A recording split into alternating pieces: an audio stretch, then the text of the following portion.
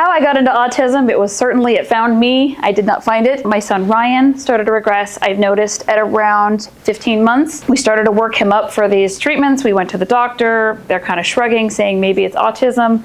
As I'm getting him worked up, 8 months later, my son, the next summer, Alex, regressed severely. He was speaking 2-word sentences.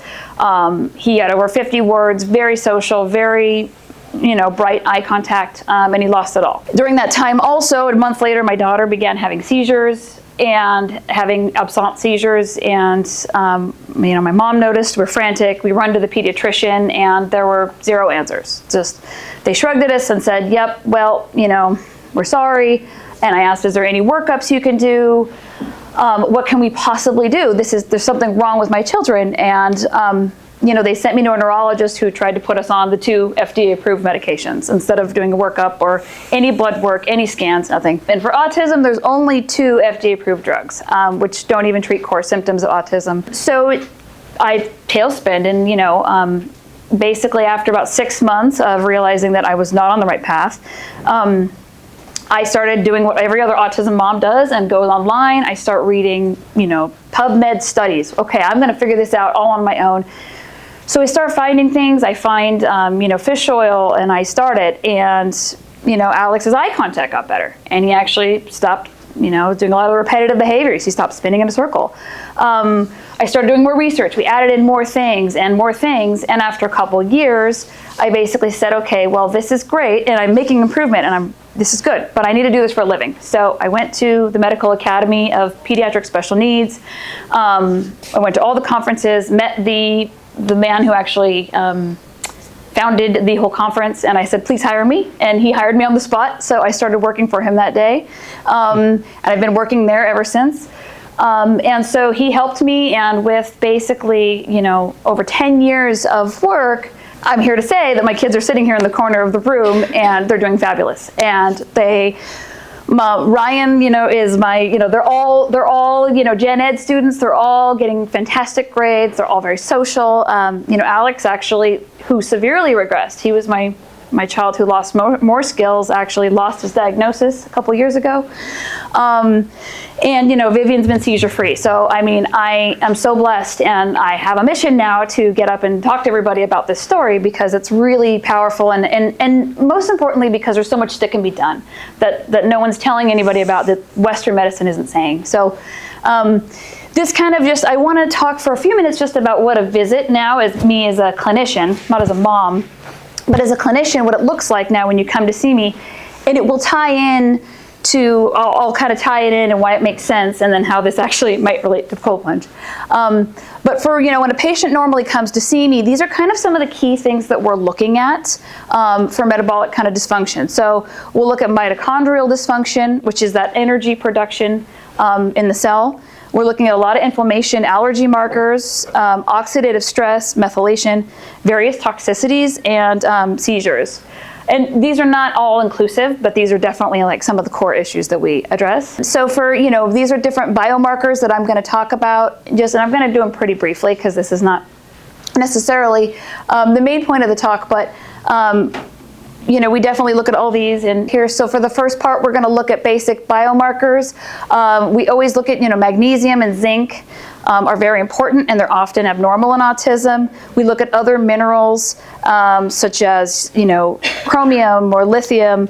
Iron is a big one too. Iron is frequently low and can be associated with even IQ problems, attention problems, restless leg, a lot of behavioral issues, and that's something that definitely is actually fairly easy to address if we look for it and kind of know how to treat it.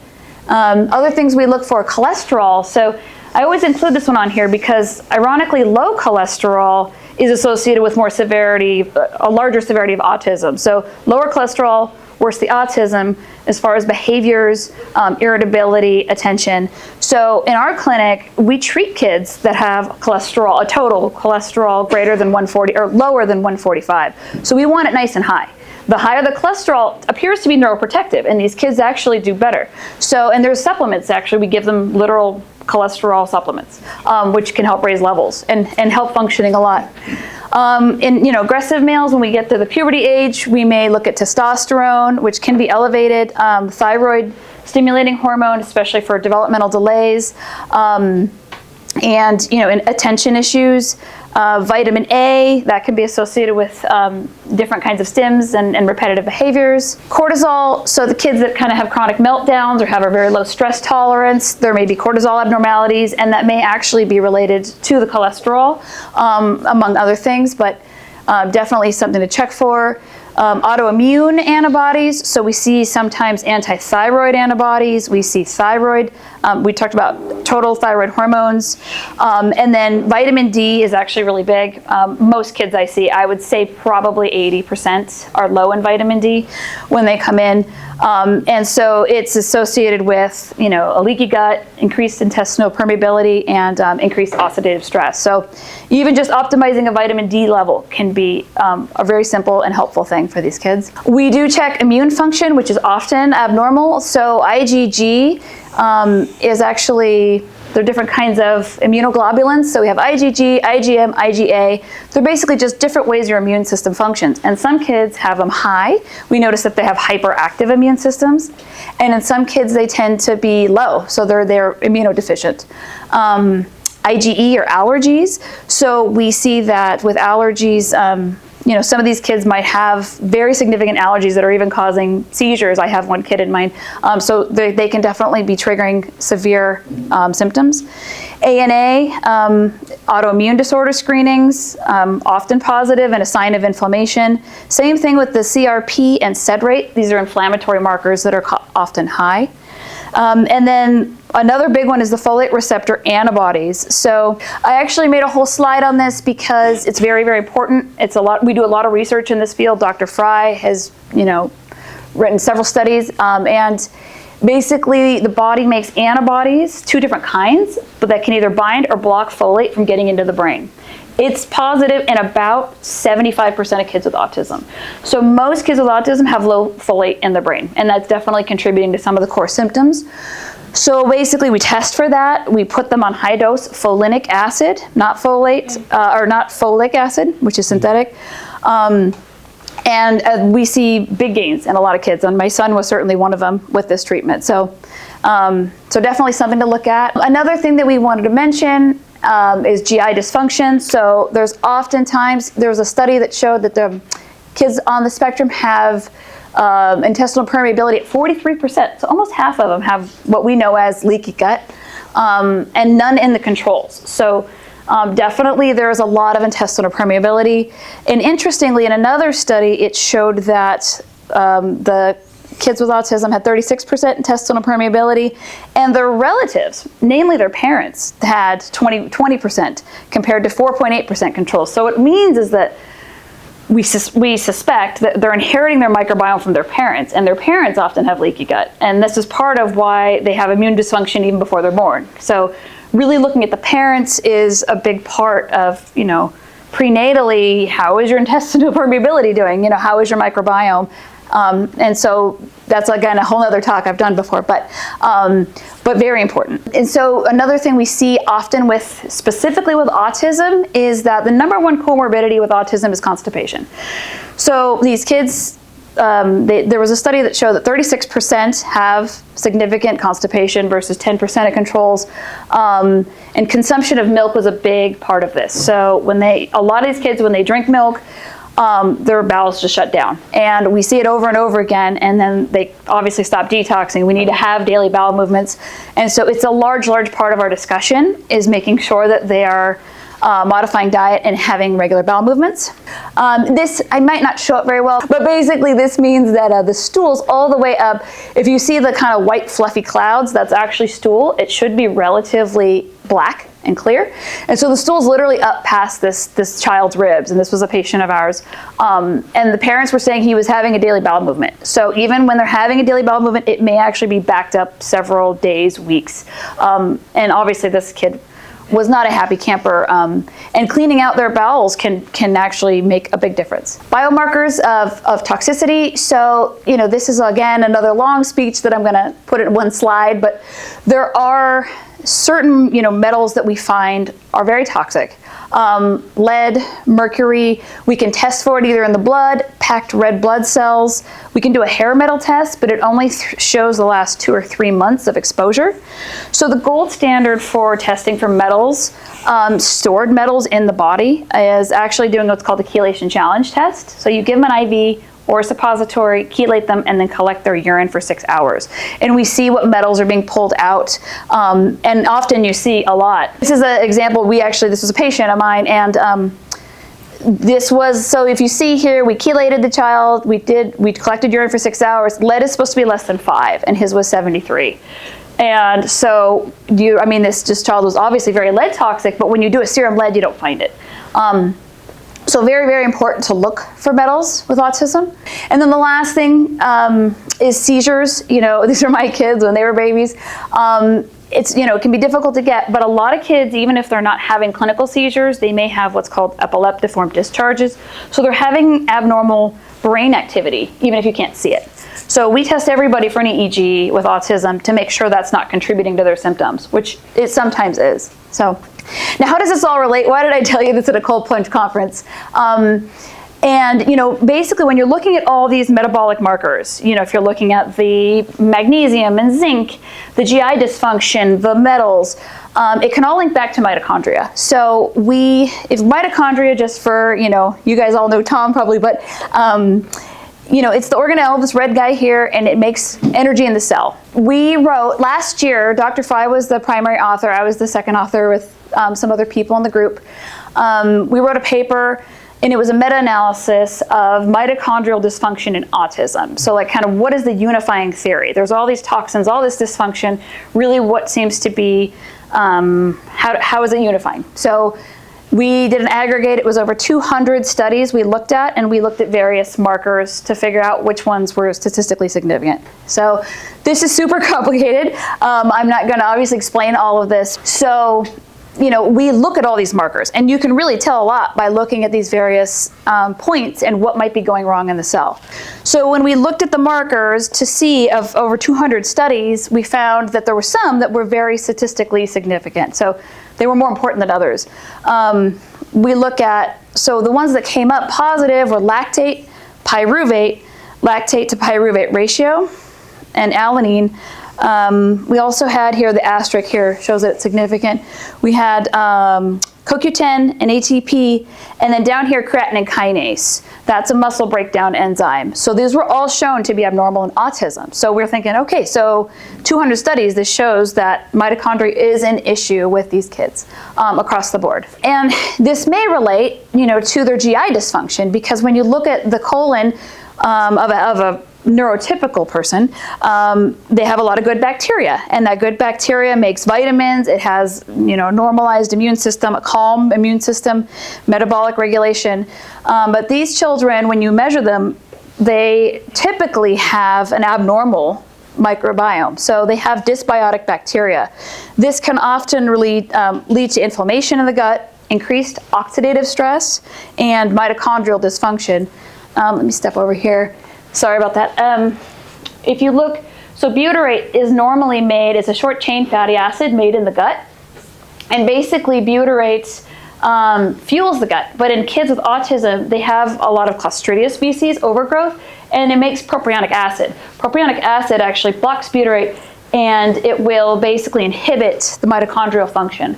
So it really seems to be a core issue of energy production stemming from the bacteria in your gut. So when you look at this is all Dr. Fry. He is so great. He called it the terrible trio.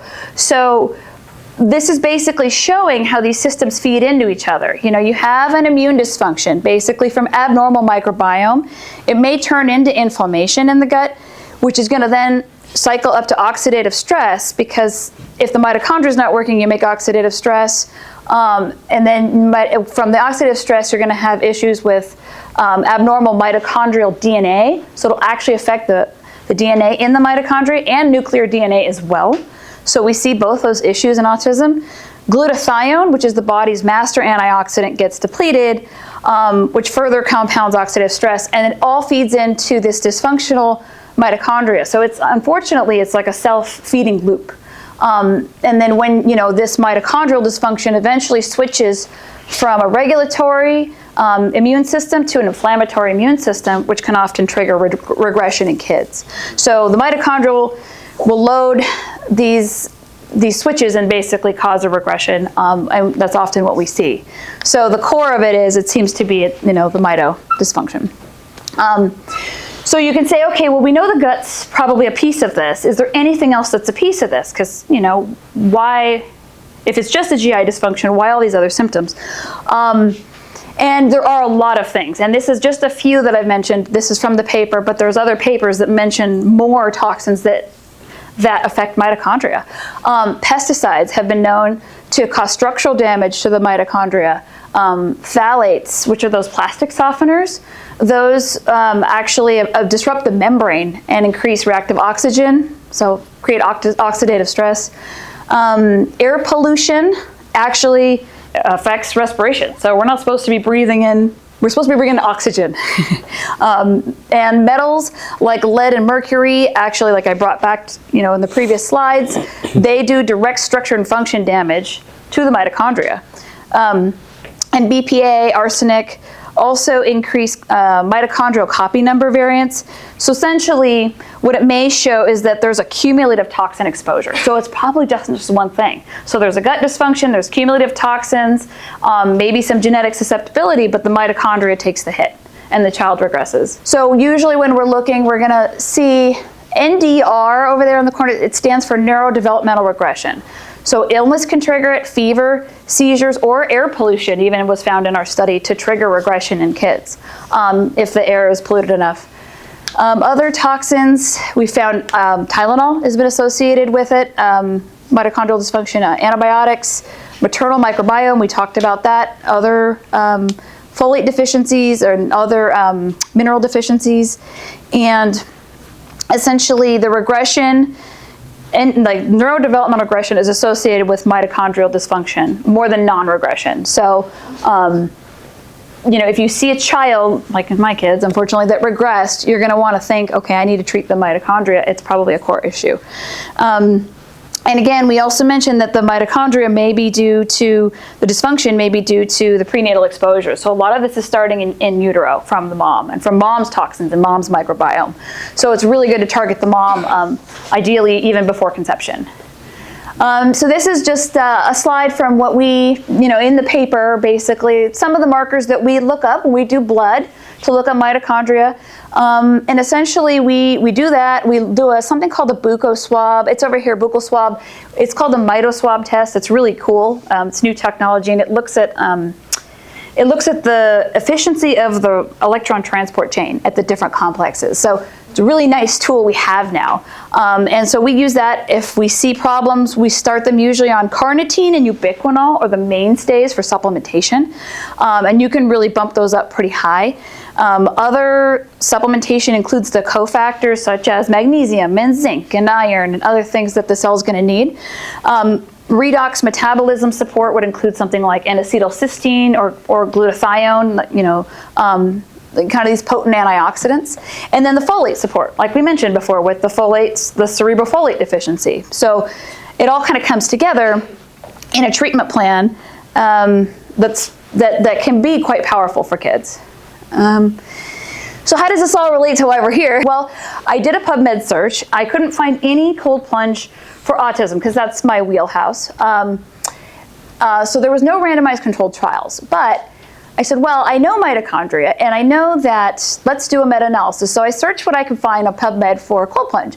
So I found a meta-analysis that included 20 studies, and essentially they had athletes exercise, and then they pulled them afterwards, and what they found was that after the cold plunge, now this is again a meta-analysis which is 20 studies combined into one big study. They said that there was a subjective delayed onset of muscle soreness, so they felt less muscle sore, and there was a perceived decrease in exertion. So the athletes felt better afterwards. Also, which I thought was really cool, was that there was a reduced, the creatine kinase, which was that muscle enzyme breakdown, was lower at 24 hours post cold plunge, and lactate was also lower at 24 and 48 hours. So those were some of the markers that we saw elevated in autism. So I don't know if it could be a good theory, or a treatment for autism, but it's certainly a good hypothesis, and I think that there is a match there. I think it's worth a try, and I certainly had my kids jump in the cold plunge today and see how they like it. So that's kind of my studies. I love the idea of using alternative therapies to optimize mitochondria. So, cold plunge and or red light and or, any kind of, obviously diet supplement. It's all great. So thank you very much for your time. I really appreciate it.